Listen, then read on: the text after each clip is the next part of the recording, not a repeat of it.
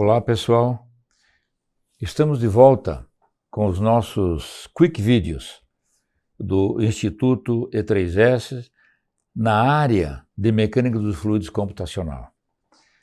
A gente observa que existem algumas dúvidas sempre, ou nas equações diferenciais, ou no método numérico, coisas que passam despercebidas pela gente, e a gente às vezes usa o método e conhece a equação, mas não entende perfeitamente o que aquilo significa nas equações.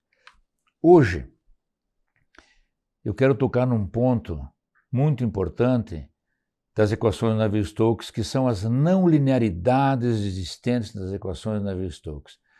Coloquei aqui nessa tela as equações principais que nós temos em mecânica dos fluidos computacional. Conservação da massa, as três equações do movimento e a equação da energia. Claro que aqui dá para adicionar uma série de outras equações que compõem o nosso modelo matemático, né? Mas uma coisa importante que eu quero conversar hoje e que eu disse, né, passa muitas vezes despercebida, são estas não linearidades, olha aqui, ó, U vezes U, V vezes U, W vezes U. De onde aparece isso? Como que aparece isso? Se eu trocar, claro que se eu trocar a ordem dos fatores não altera o produto. Se eu trocar U vezes W aqui, e não W vezes U, dá no mesmo. Mas lá na essência não é a mesma coisa. Não é a mesma coisa, porque nós temos na mecânica dos fluidos uma questão importantíssima, que a velocidade representa, na verdade, dois entes. A velocidade está envolvida como o ente que é transportado, que é quantidade de movimento por unidade de massa. Por exemplo, então eu vou pegar a componente U, m vezes U dividido por m é a componente U. Então a componente U da velocidade é o ente por unidade de massa que é transportado. Mas o U também entra na vazão mássica, né? Rho vezes U é um m ponto por unidade de área, né? É a massa por unidade, que transporta por unidade de área. Então a velocidade, isso que é o meu recado de hoje, é que a velocidade tem dois papéis. Ela é uma propriedade transportada e ela é também a propriedade que transporta, né, essas outras propriedades. Então, m ponto transporta quantidade de movimento por unidade de massa na direção x, y, z, as três equações de movimento. M ponto transporta CPT, que é energia. M ponto transporta uma espécie qualquer. Então, essas não linearidades que aparecem aqui, esse U, por exemplo, esse U que está aqui, ele é o transportado, enquanto que esse W é o que transporta. Então, nós temos que olhar as equações do movimento não apenas como derivadas que possuem produtos não lineares, tá? Mas sim entender como é que esses produtos apareceram. Tá? Então, é isso que eu quero mostrar para vocês aqui nesse slide. Tá? Se vocês partirem do teorema do transporte de Reynolds, vocês, para a quantidade de movimento, vocês vão ter essa equação que nós estamos vendo aqui. Ó. A quantidade, m ponto vezes v. Vocês vejam então que o m ponto, dentro desse m ponto aqui, é claro que tem velocidade. É claro que tem velocidade. Mas o transportado está aqui. É esse v vetorial aqui. Então, m ponto que entra menos m ponto vezes v que sai, mais o somatório das forças é a variação do volume de controle, da quantidade de movimento dentro do volume de controle. Né? Isso vem do teorema do transporte de Reynolds. Né? Eu já deduzimos o teorema do transporte de Reynolds, né? E estamos aqui agora usando esse teorema, usando essa expressão para generalizar essa expressão e mostrar que o M ponto multiplica tanto U, quanto V, quanto W, e por isso que aparecem essas não linearidades. E por isso, construímos aqui um pequeno gráfico, né? Tentando mostrar esse transporte. Que eu lembro aqui uma questão importante.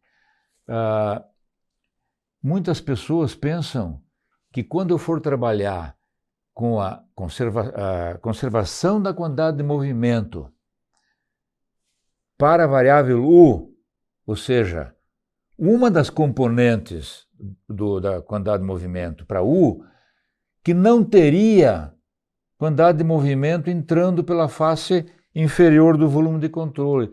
Tem alguns livros, inclusive, que fazem isso. Ó. Colocam o volume de controle assim, aí tem o escoamento, aí faz isso. Deixa eu ver se eu me lembro aqui como é que era mesmo. Faz isso aqui, que eu tenho escoamento em X que entra no volume de controle. Fica uma figurinha meio esquisita. Livros antigos tem essa figurinha. Na verdade, o que acontece é que no escoamento ele nunca é alinhadinho com a malha, né? O escoamento, por exemplo, está aqui, essa flecha azul aqui, esse escoamento. Esse escoamento, essa velocidade V aqui, tem componentes UI mais VJ. Então é lógico que se eu tiver um volume de controle aqui, eu vou ter um M ponto, que é ρ vezes V vezes delta X, vezes φ, que é minha variável genérica, que está escrito aqui, que é o φ é uma determinada propriedade por unidade de massa. Se você pegar a componente X da quantidade de movimento, vai ser MU sobre M, que é U. Se eu pegar a componente Y, vai ser MV sobre M, que é V. Se eu pegar a energia, é MCPT sobre M, que é CPT. Então vejam que fácil que fica para interpretar as não linearidades das equações de Navier-Stokes, porque esse φ que está aqui, ó, num certo momento ele será o U, no outro momento ele será o V, no outro momento ele será o W, no outro momento ele será CPT. Agora, o M ponto é o V que está aqui, e o M ponto nessa face, claro, é o U, ρU. Então, se o φ for U, aqui vai dar ρU vezes U. Se o φ for U, agora o φ é o mesmo em todo esse volume de controle, claro. Então, se nesse caso eu considerar o φ igual a U, ali vai ser ρ vezes U vezes U. Aqui será ρ vezes V vezes U. O transportador e o transportado. Claro que agora, na hora que fizer o que entra, menos o que sai, etc., e fizer o ΔX, ΔY tender a zero, vão aparecer esses termos aqui, ó, ρUU, ρVU e ρW, se for 3D, né? Se for 3D. Então está aqui, ó, o ρVU, o ρUU, nos 4 faces. Basta que tenha uma velocidade inclinada com o volume de controle. Esse M ponto transporta qualquer coisa para dentro desse volume de controle. Tá? O único jeito de não transportar quantidade de movimento pela face sul aqui é se o escoamento fosse unidimensional. Se o escoamento fosse unidimensional, o volume de controle alinhado com o escoamento, aí claro, aí não tem massa entrando pela face sul. Mas basta que seja inclinado, eu tenho um M ponto, então temos que pensar assim, o M ponto transporta todas as quantidades. E num volume de controle, na hora de fazer o balanço, eu vou escolher quem é meu φ. Se eu quisesse fazer o balanço aqui agora, eu vou apagar isso aqui tudo. Se eu quisesse fazer o balanço para a componente Y da quantidade de movimento, esse φ agora seria V para mim. Então aqui ia aparecer ρ, ia aparecer ρUV. Aqui embaixo ia aparecer ρ, VV. Lá em cima, ρ, VV. Aqui, ρ, V. Que são esses últimos termos que são esses termos, ó, ρ, V, ρ, VV.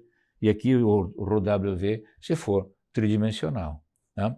Então, quando olhamos a nossa equação Navier-Stokes dessa forma, nessa equação, eu sempre digo, isso é brincadeira, é claro, esse termo, por exemplo, esse termo aqui, o segundo aqui, ele é delta sobre delta x de ρ vezes V vezes U.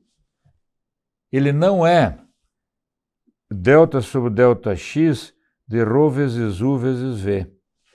Claro que matematicamente é a mesma coisa, mas fisicamente ele não é a mesma coisa, porque aqui está o transportador e aqui está o transportado.